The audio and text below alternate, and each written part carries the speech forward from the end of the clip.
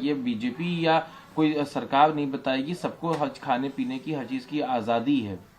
देखिए, खाने पीने पर किसी पर कोई प्रतिबंध नहीं है, लेकिन सहअस्तित्व के साथ जब रह रहे हैं तो निश्चित तौर पर कुछ भावनाओं का सबको ध्यान रखने की आवश्यकता है। शारदीय नवरात्रि एक महत्वपूर्ण पर्व होता है हिंदुओं का, जो वर्ष में 2 बार केवल आता है। इस पर्व में बड़ी आस्था के साथ लोग उपवास रहते हैं। 48 वर्षों की शैक्षणिक उत्कृष्टता के साथ 23 से भी ज्यादा प्रमुख बीटेक प्रोग्राम्स और 600 से अधिक अंतर्राष्ट्रीय छात्रों के साथ विज्ञान डीम्ड टू बी यूनिवर्सिटी देश की बेहतरीन यूनिवर्सिटी में से एक है।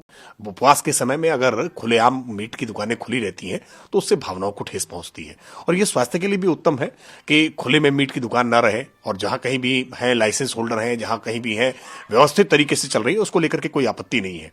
लेकिन खुले में मीट की दुकान नहीं होनी चाहिए, इसको लेकर के सरकार समय समय पर ड्राइव चलाती है। और विशेष तौर पर जब नवरात्रि का अवसर हो और धार्मिक नगरी है, जो वो अयोध्या हो, मथुरा हो, काशी हो, ऐसी जगहों को लेकर के अगर कोई प्रिकॉशंस लिए जा रहे हैं तो इन प्रिकॉशंस को एक सकारात्मक तौर पर देखा जाना चाहिए।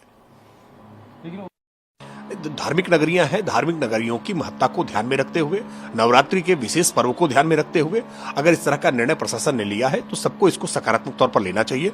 ऐसे समय में जब एक बड़ी आबादी उपवास रह रही हो, प्रार्थना कर रही हो, पूजा कर रही हो, आराधना कर रही हो, ऐसे समय में मीट की दुकानों से भावनाओं को ठेस पहुंचती है। तो ऐसे समय में अगर मीट की दुकानें बंद की जाएंगी तो मुझे लगता है ये समाज की बेहतरी के लिए, सांप्रदायिक सौहार्द के लिए एक महत्वपूर्ण कदम होगा। के चल रहा उनका जो बयान हुआ था, उसको लेकर दोनों ही तरफ से प्रदर्शन देखने को मिला। कल एबीवीपी के छात्रों ने भी प्रदर्शन किया, अखिलेश यादव का पुतला फूंकने का प्रयास किया, जिसको लेकर सपा ने काफी सख्ती अख्तियार करी। देखिए, समाजवादी पार्टी ने एक षड्यंत्र पूर्वक घटिया राजनीति की है। एक तरफ समाजवादी पार्टी के नेता अबू आजमी औरंगजेब को महान बताने का काम करते हैं, और दूसरी तरफ समाजवादी पार्टी के सांसद रामजीलाल सुमन भारत के वीर सपूत महाराणा सांगा को अपमानित करने का काम करते हैं। ये जानबूझ करके किया गया है, कोई अनायास नहीं है। ये उनकी रणनीति का हिस्सा है कि कैसे देश में सांप्रदायिक सौहार्द बिगाड़ा जा सके, कैसे जातीय संघर्ष किया जा सके, और इसीलिए वो जानते थे कि इस तरह की क्रिया करेंगे तो उसकी कुछ प्रतिक्रियाएं होंगी, और इन प्रतिक्रियाओं के बाद उनको राजनीतिक रोटी सेकने का अवसर मिलेगा। लेकिन ऐसी घटिया राजनीति का पर्दाफाश हम लगातार करते रहेंगे और जनता के बीच में ऐसे लोगों को एक्सपोज करेंगे जो जातीय संघर्ष चाहते हैं, सांप्रदायिक संघर्ष चाहते हैं। सर, केंद्र सरकार के नोटिफिकेशन हाईकोर्ट ट्रांसफर किया गया। हालांकि ये है कि अभी वो किसी न्यायिक कार्य में भाग नहीं लेंगे, लेकिन बार काउंसिल ने काफी नाराजगी जाहिर करी है। आप भी वकील भी हैं और स्पोक्सपर्सन भी, आप इस मामले पे क्या कहेंगे? देखिए, भारत की न्यायपालिका बहुत समृद्धशाली है, और भारत में पूरे दुनिया भर के न्यायपालिकाओं की तुलना में एक स्वतंत्र और निष्पक्ष न्यायपालिका है। ये भारत के लोकतंत्र की खूबसूरती है कि यहाँ पर शक्ति का पृथक्करण का सिद्धांत हमने अप्लाई कर रखा है, जिसमें विधायिका, कार्यपालिका और न्यायपालिका तीनों ही अपने आप में स्वतंत्र है। तीनों के काम में एक दूसरे का हस्तक्षेप नहीं है।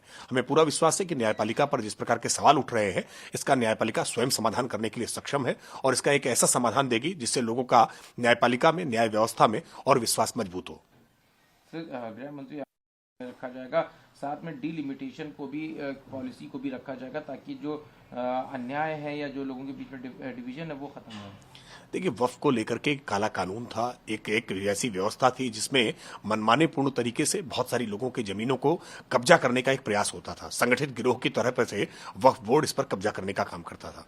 इसको केंद्र सरकार ने जनभावनाओं को समझते हुए एक संशोधन लेकर के लोकतांत्रिक प्रक्रिया से वो जेपीसी में मामला गया, और जेपीसी की रिपोर्ट के बाद अब एक कानून की शक्ल लेने के लिए ये पूरा वक्फ का मामला आगे बढ़ रहा है। मुझे लगता है इसको लेकर के विपक्ष ने जो प्रोपेगेंडा फैलाया था, ये प्रोपेगेंडा जनता में असर नहीं कर रहा है। वक्फ को लेकर के आज आम मुसलमान के भीतर भी एक सकारात्मक भाव है, और केंद्र की नरेंद्र मोदी सरकार जो भी जनता के लिए आवश्यक है, जो जनोपयोगी है, जन के लिए लाभकारी है, ऐसे सभी कानून हम बनाने का काम करेंगे। एक सवाल और है सर, बीते दिनों एडिशन की लिमिटेड एडिशन वॉच पहने हुए, जिसको लेके शहाबुद्दीन रिजवी ने आपत्ति जाहिर करी है और कहा कि वो जो कर रहे हैं उससे राम मंदिर प्रमोट हो रहा है, जो कि शरीयत के खिलाफ है, और ये तरीका सही नहीं है। लेकिन मुल्ला मौलवियों को समझना चाहिए कि अभिनेता तो फिल्मों में हर प्रकार के अभिनय करते हैं। अभिनेता तो फिल्मों में धार्मिक रोल भी प्ले करते हैं, बजरंगी भाईजान भी बनते हैं।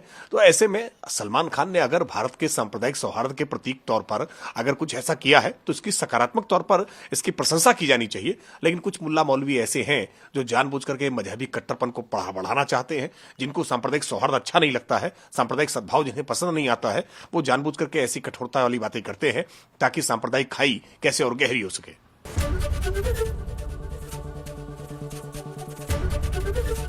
एबीपी गंगा, खबर आपकी, जुबान आपकी।